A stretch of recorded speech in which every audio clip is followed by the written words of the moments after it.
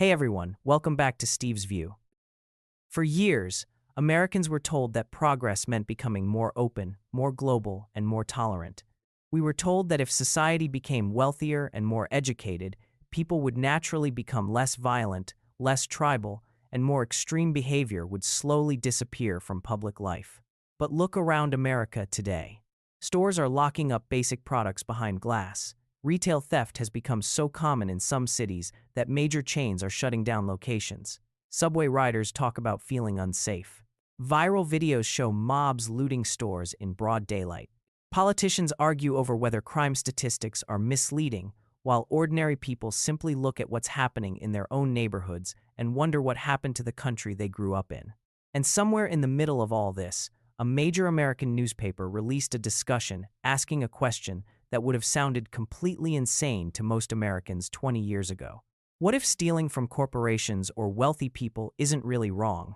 Now, to be clear, nobody at the table literally said, crime is always good. But the conversation itself revealed something much bigger happening inside American culture. Because increasingly, parts of America's intellectual and media class are beginning to talk about crime, morality, and violence in a completely different way than most ordinary Americans. And that gap between elite moral thinking and everyday public reality may be one of the most dangerous cultural divides in the country right now. The conversation that triggered this controversy involved people connected to the American progressive media world, discussing whether shoplifting, theft, and even certain forms of illegal behavior could be viewed as political expression or resistance against inequality. Some participants suggested that large corporations exploit workers and consumers so aggressively that stealing from them becomes morally understandable. Others framed theft as a reaction to a system that already treats ordinary people unfairly. Now, at first glance, some of this sounds familiar. Americans have always debated economic inequality. People have always criticized corporations. That part isn't new, but something deeper has changed. There's a growing tendency in parts of American culture to move from explaining bad behavior to morally excusing it. And those are not the same thing. Understanding why crime happens is reasonable. Every serious society studies poverty, addiction, family collapse, education, and mental illness. That's normal. But once a culture starts implying that certain crimes are morally acceptable because the system itself is unfair, the entire foundation of social trust starts to weaken. And honestly, I think that's what millions of Americans are reacting to right now. This isn't really about one podcast or one newspaper discussion. It's about a broader feeling that many elite institutions no longer see law, morality, or even public order the same way ordinary people do. Because here's the reality most Americans live with. When stores close because of theft, rich people are not the ones who suffer most. Ordinary workers lose jobs. Local residents lose access to businesses. Neighborhoods decline further. Public spaces become less safe. Daily life becomes more stressful. The people discussing structural oppression from expensive apartments in safe neighborhoods often aren't the same people dealing with the actual consequences of disorder every day. And that's where the resentment comes from. A huge part of modern American politics is now driven by one central feeling. Millions of people believe the ruling cultural class lives in a completely different reality. That distrust didn't appear overnight. You can trace a lot of it back to the years after the 2008 financial crisis. Ordinary Americans watched banks get bailed out while millions lost homes, jobs, and savings. Then came years of growing inequality, endless political polarization, and social media outrage. Trust in institutions kept collapsing. Trust in Congress collapsed. Trust in the media collapsed. Trust in universities collapsed. Trust in corporations collapsed. Even trust in the justice system became increasingly partisan. Then came 2020. After the death of George Floyd, America exploded into one of the largest protest waves in modern history. Some protests were peaceful, some were not. Entire neighborhoods in certain cities experienced riots, looting, arson, and chaos. And during that period, something psychologically important happened. Many Americans began feeling that parts of the elite class were suddenly unwilling to clearly condemn disorder if it was connected to the right political narrative. That changed the culture. Because once people begin believing morality is politically selective, social trust starts collapsing fast. And to be fair, the progressive side of this argument didn't emerge from nowhere either. Many people on the left genuinely believe America has deep structural problems that have been ignored for decades.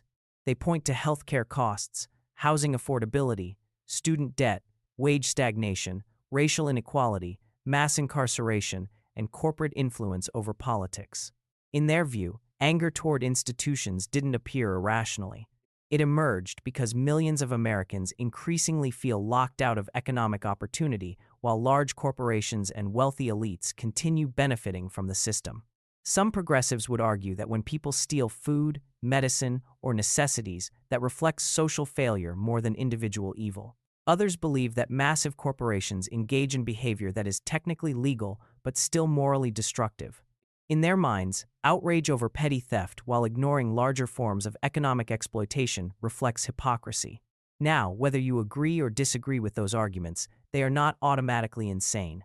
The real problem begins when frustration with inequality evolves into moral relativism. Because modern societies can survive inequality more easily than they can survive the collapse of shared moral rules. And that's the part I think a lot of elite commentators still don't fully understand. Once people stop believing rules apply equally, they stop respecting the rules altogether. If ordinary citizens start feeling that the legal system protects the powerful while excusing politically fashionable forms of disorder, anger grows on all sides. Some people become more radical on the left, others become more radical on the right. Everyone starts viewing institutions as illegitimate. Politics becomes more emotional, more tribal, and more unstable. And honestly, that's exactly what America looks like right now. Look at political discourse today compared to 20 years ago. Everything becomes moral absolutism. If you worry about crime, you're accused of lacking compassion. If you talk about inequality, you're accused of hating capitalism. If you criticize police misconduct, you're accused of supporting chaos. If you support law enforcement, you're accused of authoritarianism. Nuance disappears. And social media makes all of this infinitely worse. Because online platforms reward outrage, simplification, and emotional intensity, the loudest voices dominate attention. Extreme statements spread faster than careful analysis. Every issue becomes a culture war battle. Every disagreement becomes existential. The result is a country where people increasingly see fellow citizens not just as wrong, but as morally dangerous. That is not healthy for a democracy. And this is where I think both sides often fail to understand each other. Some progressives genuinely underestimate how frightening rising disorder feels to ordinary people. If you own a small business, if your neighborhood becomes less safe, if your kids can't ride the subway comfortably anymore, theoretical conversations about reimagining justice suddenly sound very different. Public order matters, safety matters, stability matters. These are not right-wing obsessions, they are basic human needs. At the same time, some conservatives oversimplify the causes of social decline by blaming everything on woke ideology or left-wing media. America's problems are much deeper than that. The country has been going through decades of economic, technological, and social disruption. Manufacturing collapsed across huge parts of the country, communities hollowed out, churches weakened, family structures changed, social isolation increased, opioid addiction exploded, social media rewired human behavior. Housing became unaffordable in many cities. Millions of people lost faith that the future would be better than the past. That kind of instability creates fertile ground for radical thinking everywhere. The left radicalizes around inequality and systemic injustice. The right radicalizes around national decline and cultural collapse.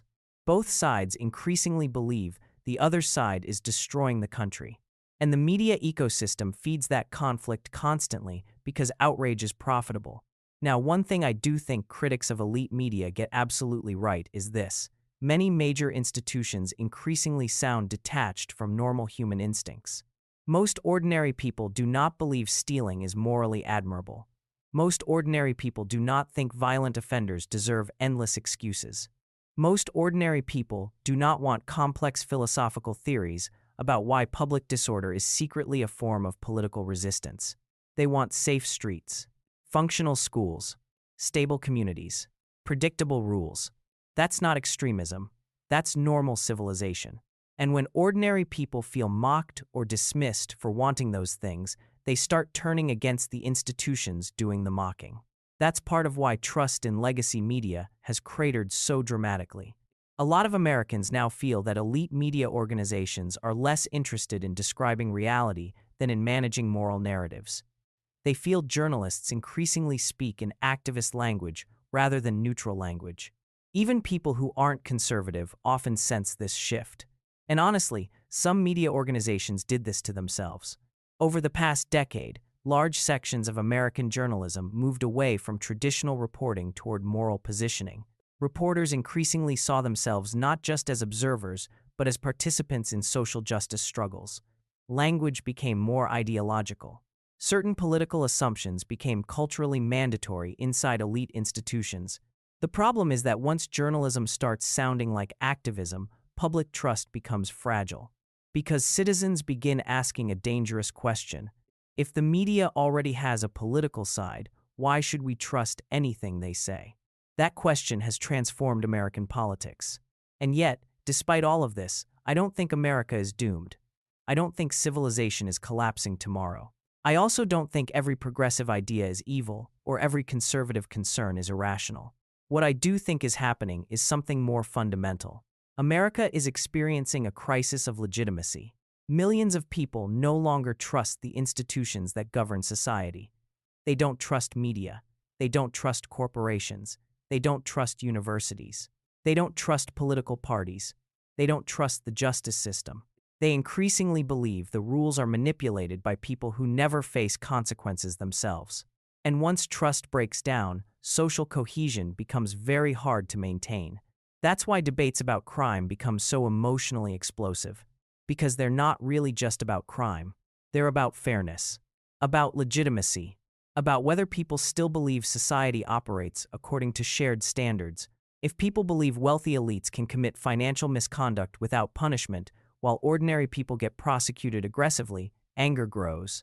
If people believe political violence is condemned selectively, depending on ideology, anger grows. If people believe laws are enforced differently, based on race, class, or politics, anger grows. And once enough people stop believing the system is fair, they stop feeling morally obligated to defend the system itself. That's the real danger. Not one controversial video. Not one newspaper panel. Not one shoplifting incident. The real danger is the slow erosion of shared moral legitimacy. Because every functioning society depends on millions of people voluntarily accepting rules, even when they don't personally benefit from them at a given moment. Once that social contract weakens, everything becomes harder to hold together. You can already see the consequences. Political extremism rises. Conspiracy theories spread. Public trust collapses. Violence becomes more normalized. People retreat into ideological tribes. Compromise becomes impossible. And eventually, politics stops feeling like democratic disagreement and starts feeling like cultural warfare. That's where America increasingly finds itself today. And maybe the strangest part is that both sides often reinforce each other's fears. When elite commentators sound dismissive about crime or public disorder, conservatives feel vindicated that institutions have gone insane. When conservatives respond with apocalyptic rhetoric about national collapse, progressives feel vindicated that authoritarianism is rising. Both camps become more certain the other side represents a threat to civilization itself. Meanwhile, ordinary Americans are stuck in the middle, trying to raise families, pay bills, stay safe, and make sense of a country that increasingly feels emotionally exhausted. Because beneath all the political arguments, I think what many Americans really feel is simple. They want stability back. Not perfection. Not utopia. Just a society where people broadly agree that violence is wrong, theft is wrong, laws matter, opportunities should exist, and institutions should at least try to act fairly. That shouldn't be controversial.